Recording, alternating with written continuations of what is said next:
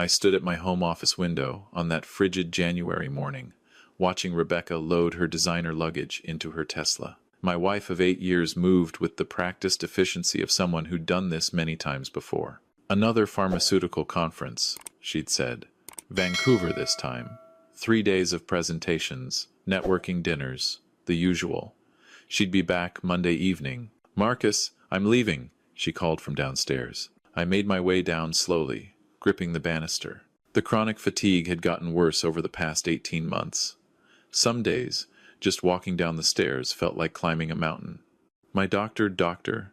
James Chen, Rebecca's colleague from the hospital, had run countless tests. Everything came back inconclusive. "Probably stress," he'd said. "Your architectural firm's been demanding lately. Maybe consider scaling back." Rebecca stood by the door, her auburn hair perfectly styled, her expression a careful mixture of concern and impatience. "Are you sure you'll be all right? I can ask Sarah to come check on you and Lily." "We'll be fine," I assured her. "Lily's been in her room for 3 years. Nothing's going to change in 3 days." Something flickered across Rebecca's face. Was it disappointment? But it vanished so quickly I thought I'd imagined it. "The housekeeper, Rosa, will be here tomorrow morning," Rebecca continued. "I've left money for groceries. Don't forget to take your supplements. The blue pills especially, they're helping with your energy levels." I nodded. Those blue pills were new, prescribed by Dr. Chen 2 months ago. They didn't seem to help much, but Rebecca insisted I take them religiously. She kissed my cheek, her perfume sharp and expensive. "Take care of our girl. Try to get her to eat something besides crackers. Would you?" Then she was gone. The Tesla's electric motor hummed quietly as she backed out of our driveway. Our house in the Portland suburbs suddenly felt very large and very empty. I made my way to the kitchen, my muscles aching. The coffee pot was already brewing. Rebecca had set it up before leaving. I poured myself a cup, adding the cream she always bought for me. The first sip tasted bitter. Everything tasted off lately. I was settling into my office chair, preparing for another day of remote work that I'd probably accomplish little of, when I heard something that made my heart stop. A knock on my office door, from the inside of the house. My hands froze on my keyboard. Lily hadn't left her room in 3 years, not since she turned 14 and was diagnosed with severe social anxiety and agoraphobia. She took her meals on a tray outside her door. We communicated through text messages, though she rarely responded. Rebecca handled most of the interaction with our daughter, bringing her therapy assignments from Dr. Sarah Kim, another of Rebecca's colleagues. The knock came again, firmer this time. "Dad, can I come in?" My throat closed. Lily's voice. I hadn't heard it in person in over a year. Video calls only, and even those were rare. "Of course, sweetheart," I managed. The door opened, and there stood my daughter. But this wasn't the pale, withdrawn girl I'd glimpsed on video calls. Lily stood straight, dressed in dark jeans and a hoodie, her long blonde hair pulled back in a ponytail. She looked healthy, alert. Her blue eyes, so much like her birth mother's, were sharp and focused. She was holding a hard drive in one hand and a thick folder in the other. "Lily, what? How are you?" "Dad, we have 48 hours. Her voice was steady, calm, nothing like the trembling whisper I'd grown accustomed to hearing through her bedroom door. "I need you to listen to everything I'm about to tell you, and I need you to trust me. Can you do that?" I stared at my daughter, my mind struggling to process what I was seeing. You're standing. You're out of your room." "I've been able to walk and leave my room for 3 years, Dad." She closed the door behind her and moved to my desk. "I never had agoraphobia. I've been pretending." The room tilted. "What?" "No, Dr. Kim diagnosed you. We've spent thousands on therapy. Dr. Sarah Kim is sleeping with Dr. James Chen, who is sleeping with Rebecca." Lily set the hard drive and folder on my desk. "And all 3 of them are trying to kill you." The words hung in the air like smoke. I opened my mouth, closed it, opened it again. "Lily, that's insane. Why would you even think?" "Because I have proof. 3 years worth of it." She pulled up a chair, sitting across from me like we were about to have a normal father-daughter chat about homework or curfews. "Dad, do you remember 3 years ago, when Grandma Dorothy died? My mother. A sharp, sudden heart attack at 68. I'd been devastated. Of course I remember." Did you know that 2 weeks before she died, Grandma came to visit while you were at work? She and Rebecca had a huge argument. I heard it from upstairs. Lily's voice remained steady, but I saw her hands clench. Grandma accused Rebecca of having an affair. She said she'd seen Rebecca with another man at a restaurant in Lake Oswego. Rebecca told Grandma to mind her own business, or she'd regret it. I felt cold. Your grandmother never mentioned, because 2 weeks later, she was dead. Lily reached for the folder, opening it to reveal a printed document. This is Grandma's autopsy report. The official one said, acute myocardial infarction. But this is the preliminary toxicology report, the one that got lost before the final version was filed. I took the paper with shaking hands. Medical jargon filled the page, but one line was highlighted in yellow. Elevated levels of thallium detected in blood samples. Further analysis recommended. What is thallium? A poison, Dad. It causes heart attacks, organ failure, mimics natural death. Lily's voice cracked slightly. I was 14. I didn't understand what I'd heard until Grandma died. Then I started wondering. So I started looking. She opened her laptop. When had she gotten a laptop? She was supposed to have limited internet access for her therapy. The screen showed a complex spreadsheet with dates, times, locations. 3 years ago, I started following Rebecca. Not physically at first. I learned how to access her phone remotely. I set up a keylogger on her laptop. I taught myself digital forensics using library books. Rosa would pick them up for me during her shopping trips. Rosa knew about this? Rosa's known from the beginning. She's been helping me. Lily pulled up a series of text messages. These are from Rebecca to Dr. Chen. They started their affair 4 years ago, right after you made her the beneficiary of your life insurance policy. $2 million, Dad.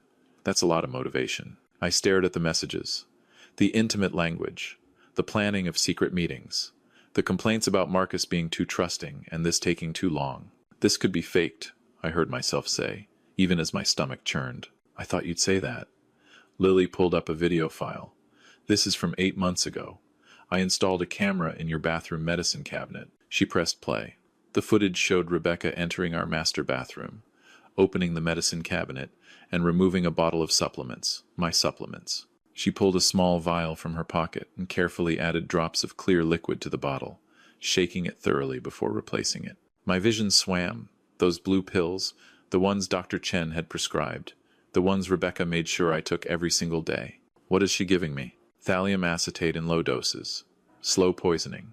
It causes the symptoms you've been having: fatigue, muscle weakness, mental fog. Eventually, it'll cause organ failure that'll look like natural causes, especially with Dr. Chen falsifying your medical records to show a history of declining health. I pushed back from the desk, stumbled to the small bathroom attached to my office, and vomited. When I came back, Lily was pulling up more files. I'm sorry, Dad. I know this is a lot, but we don't have time for you to process this slowly. Rebecca thinks I'm locked in my room, that you'll be weak and compliant until she gets back. But I need you functional. I need you to help me. Help you do what? My voice sounded hollow. Finish gathering evidence and take it to the police before she comes back. Lily's eyes met mine, and I saw something that broke my heart, a hardness that no 17-year-old should have. I've spent 3 years building this case. I have financial records showing Rebecca and Dr. Chen moving money into offshore accounts. I have recordings of them discussing how to stage your death. I have proof that Dr. Kim falsified my psychological evaluation to isolate me and make me an unreliable witness. But it's all circumstantial, without a few more pieces. What pieces? Rebecca keeps a safety deposit box at Columbia Bank. I know because I've been tracking her movements. I think she keeps physical evidence there, maybe the poison itself. Maybe documents about Grandma's death. We need to get into that box. How? We can't just break into a bank. We don't have to. Lily pulled out another paper. You're still married. Oregon is a community property state. You have a legal right to access any safety deposit box in both your names. I checked the box is listed under Marcus and Rebecca Thornton. You can request access. I stared at my daughter, this stranger who looked like my little girl but thought like a detective. Lily, when did you learn all this? For the first time, her composure cracked. Her eyes filled with tears. I was 14 years old when I figured out Rebecca murdered Grandma. I tried to tell you, but Rebecca was always there, always watching, always controlling everything you saw and heard. I knew if I accused her directly, she'd find a way to silence me. Dr. Kim would declare me delusional. They'd probably institutionalize me. She wiped her eyes roughly. So I made myself invisible. I pretended to have a breakdown. Let them think I was helpless, locked in my room, not a threat. And I learned. I read everything I could about forensic investigation, evidence collection, digital security. I taught myself how to be invisible while watching everything. You sacrificed 3 years of your life. I sacrificed 3 years to save the rest of yours. Her voice turned fierce. Dad, you're all I have left. My birth mom died bringing me into this world. Grandma was the only other person who really loved me. Rebecca married you for your money and your architect firm's connections. She's been playing the long game, and I'll be damned if I let her win. I looked at my daughter, this incredible, terrifying, brave person I'd somehow failed to protect. Tell me what we need to do. Lily's shoulders relaxed slightly. First, you need to stop taking those supplements. All of them. We'll get you to a different doctor for blood work. I've already found one. Dr. Patricia Morrison in Beaverton. She's independent, no connection to Rebecca's hospital. We'll get documentation of the poisoning. She pulled up a checklist on her laptop. Second, we go to Columbia Bank when it opens Monday morning. You request access to the safety deposit box. I'll be with you, recording everything on my phone. Whatever's in that box becomes evidence. What if Rebecca comes back early? She won't. I've been monitoring her phone. She has dinner plans tonight with Chen in Vancouver, and they've booked a hotel room. They're not even being careful anymore. They think they've won. Lily's expression hardened.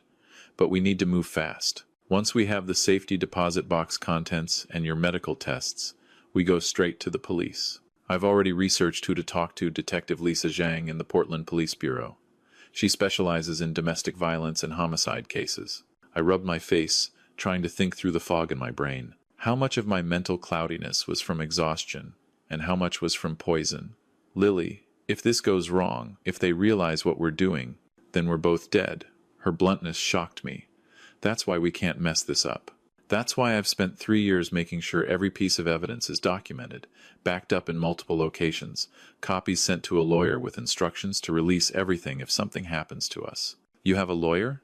I have 6 lawyers, and 3 journalists who've agreed to publish the story if we don't check in by Wednesday. She smiled grimly. I told you, Dad, I've been planning this for 3 years. That first day blurred together. Lily moved through the house like she'd never been locked away, showing me her command center in the converted attic. The room was soundproofed for my anxiety, Rebecca had told me when she arranged the renovation. In reality, it had allowed Lily to work undetected. The walls were covered with timelines, printed photographs, evidence markers. It looked like something from a police investigation, because that's exactly what it was. I leave at night, Lily explained, showing me the rope ladder she'd rigged to her window. When you're asleep and Rebecca's out with Chen, I've been photographing them together, tracking their movements, identifying their associates. I've interviewed Grandma's neighbors. Several of them saw Rebecca visiting Grandma the day before she died. One even saw Rebecca leaving with a container from Grandma's kitchen. She pointed to a photograph of a storage unit. That's Unit 247 at Secure Space Storage on Powell Boulevard, rented under Rosa's name. That's where I keep physical copies of everything. If this house burns down or evidence disappears, we have backups. Does Rebecca know about Rosa helping you? Rebecca thinks Rosa is a simple housekeeper who barely speaks English. In reality, Rosa has a degree in criminal justice from Mexico and worked as a police investigator before immigrating. She recognized the signs of poisoning in you and approached me 6 months ago. Lily pulled up a photo of Rosa, our quiet, efficient housekeeper, standing beside Lily in what looked like the storage unit. She's been my partner in this. She's saved your life more than once by diluting the poison in your supplements when Rebecca increased the dosage. I felt tears on my cheeks. I've been so blind. You trusted your wife. That's not blindness, it's love. Lily's voice softened. Rebecca is a narcissistic sociopath who's very good at manipulation. Doctor, Chen is a weak man who wanted money and status. Together, they're dangerous.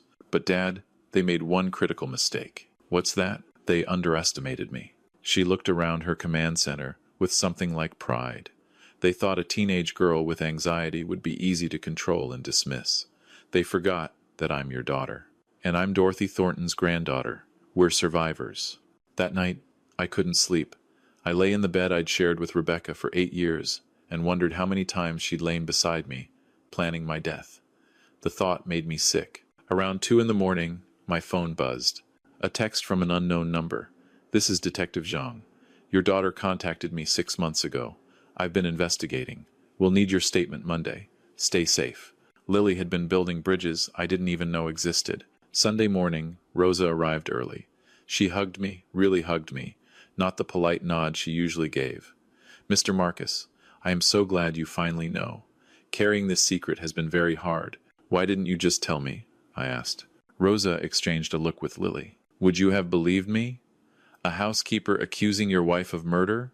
You would have thought I was trying to steal from you or cause trouble." No, Lily was right. We needed evidence. Mountains of it, undeniable proof. She made breakfast a real breakfast, with eggs and fruit and coffee that didn't taste bitter. "No more poison," she said firmly. "From now on, I prepare all your food." Lily checked my background. "You can trust me." After breakfast, we drove to Dr. Morrison's clinic in Beaverton. Lily had made an appointment under a false name, paying cash. Dr. Morrison was a sharp-eyed woman in her 50s who listened without interrupting as Lily laid out the situation. "I'll need blood, urine, and hair samples," Dr. Morrison said. "Hair will show poisoning over time. If what you're telling me is true, the results will be damning." She looked at me with sympathy. "Mr. Thornton, you should know that thallium poisoning is very serious. Depending on how much you've been given, you may have permanent organ damage. We'll need to start chelation therapy immediately." The tests took hours. While we waited for initial results, Lily showed me more evidence on her laptop. Financial records showing Rebecca had taken out a second mortgage on our house, without my knowledge. Life insurance documents where my signature had been forged to increase the payout. Email exchanges between Rebecca and Chen discussing retirement in the Cayman Islands.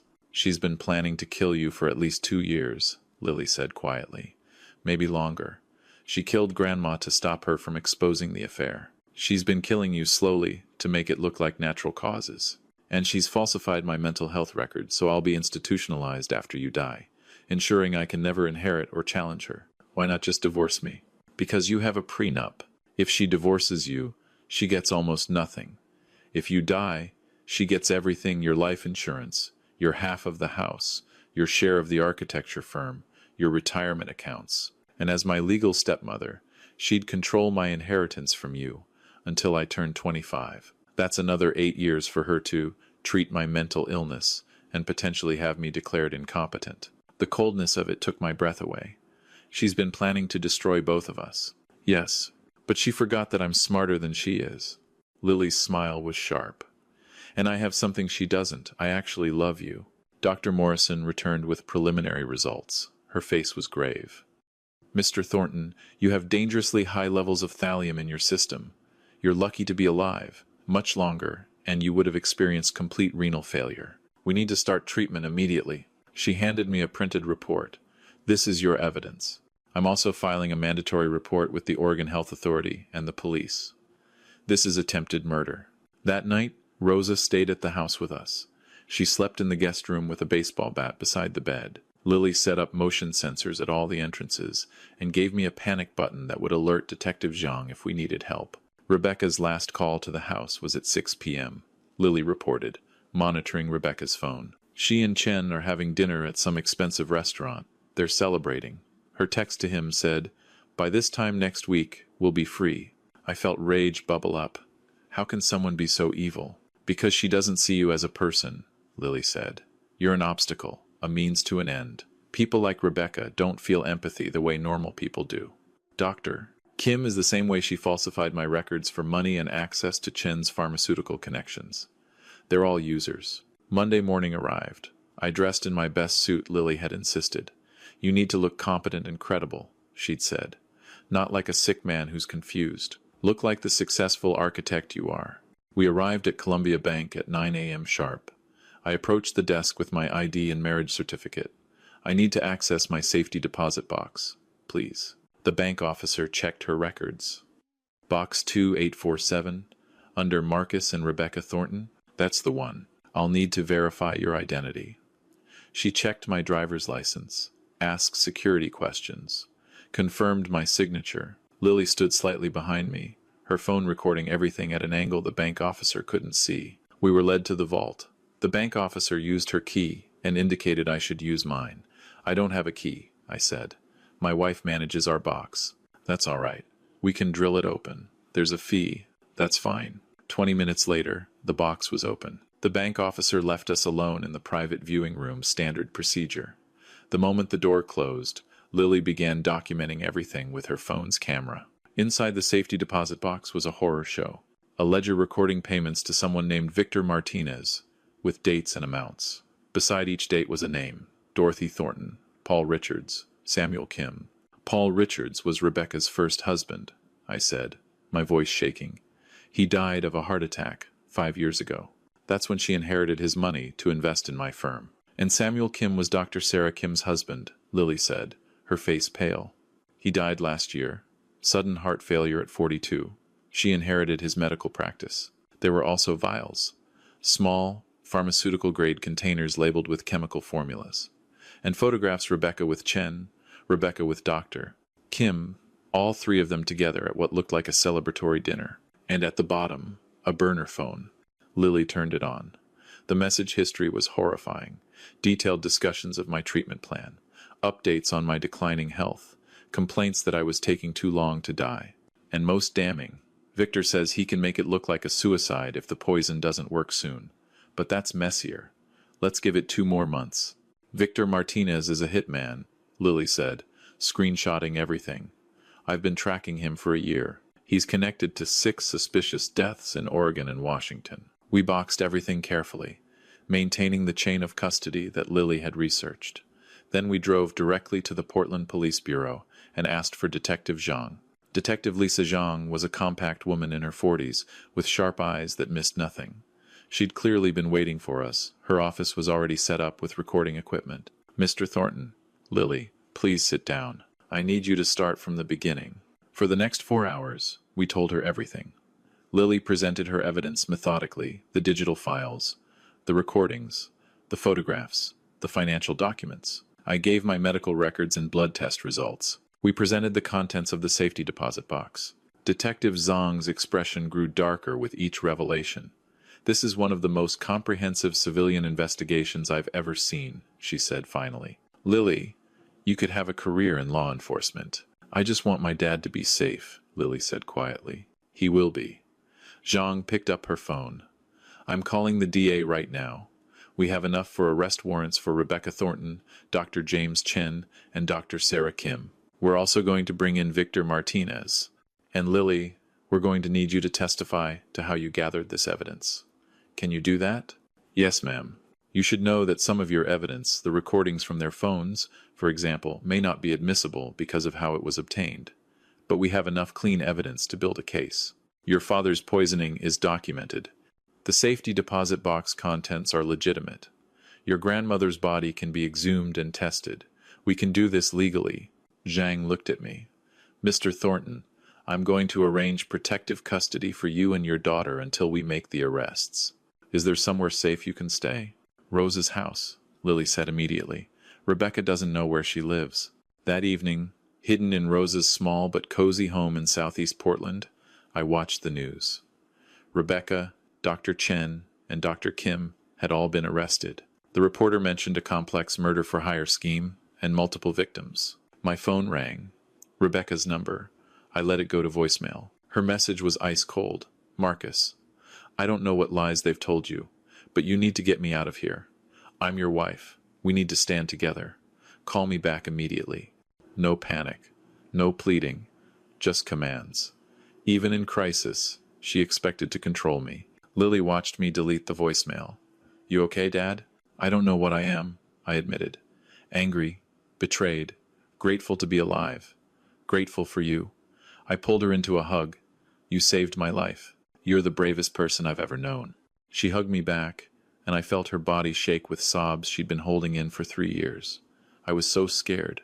Every day, I was scared she'd kill you before I could stop her. I was scared you wouldn't believe me. I was scared she'd find out what I was doing and hurt you faster. It's over now. You did it. Not yet, she said, pulling back and wiping her tears. We still have to testify. We have to make sure they go to prison forever. The trial took place 6 months later. The prosecution had built an overwhelming case. My mother's body had been exhumed, thallium poisoning confirmed. Paul Richards' death was reopened, also poisoning. Samuel Kim's death poisoning. 3 murders, 1 attempted murder, fraud, conspiracy. The prosecution called me first.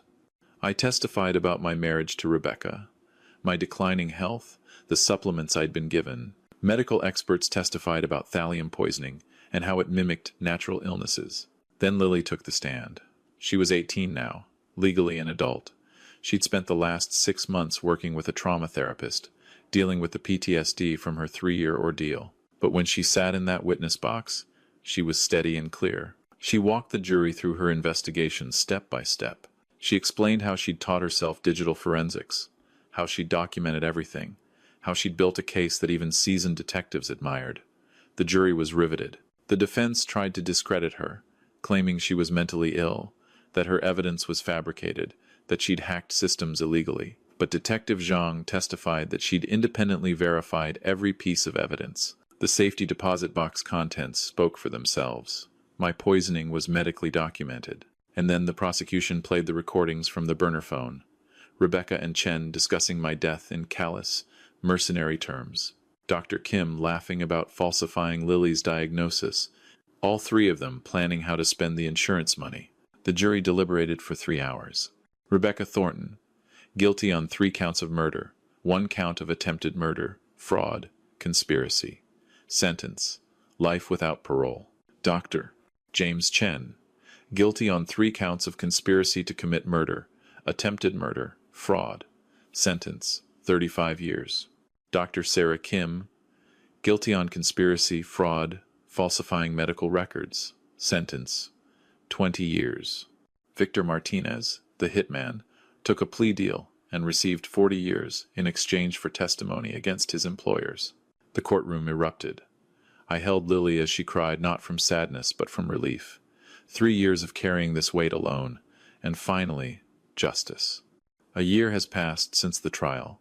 Lily is in college now, studying forensic psychology at Portland State University. She's in therapy twice a week, working through the trauma of her isolation and the burden she carried. She has friends for the first time in years, real friends who know her story and admire her courage. I've recovered physically. The chelation therapy removed most of the thallium from my system, though I still have some nerve damage that causes occasional weakness. It's a small price to pay for my life. My architecture firm survived the scandal.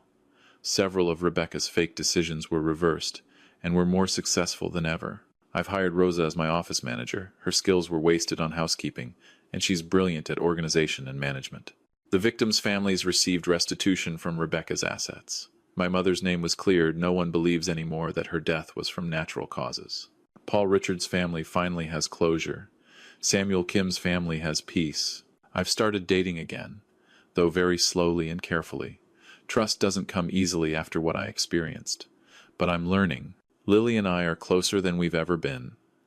Every Sunday, we have dinner together, just the 2 of us. We talk about her classes, her dreams of working for the FBI's Behavioral Analysis Unit, my projects at work, normal parent-child conversations that we lost for 3 years. Sometimes I look at her and still can't believe what she did.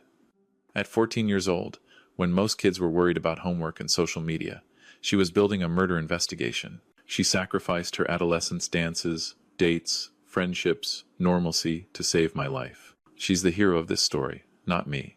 If there's anything I've learned from this nightmare, it's this: trust, but verify.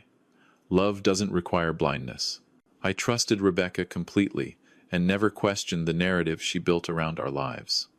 I let her control my medical care, my daughter's treatment, our finances. I aborted my responsibility as a parent and partner by assuming good intentions. Real love is built on transparency and accountability. It's okay to ask questions. It's okay to verify information.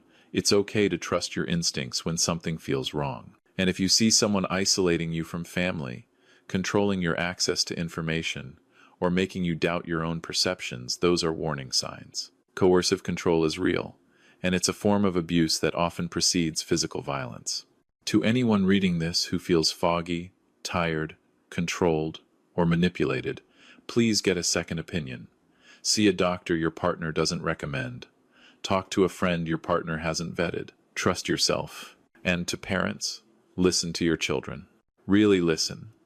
Lily tried to tell me something was wrong, and I missed the signals because I was so focused on my own life and trusting my wife. Children see things adults miss because they haven't learned to make excuses for bad behavior yet. I'm grateful every day for my daughter's intelligence, courage, and love. She could have let Rebecca succeed and inherited everything herself. Instead, she spent 3 years in isolation to save me. That's the truest love I've ever known. We survived, and we're teaching others to recognize the signs we missed.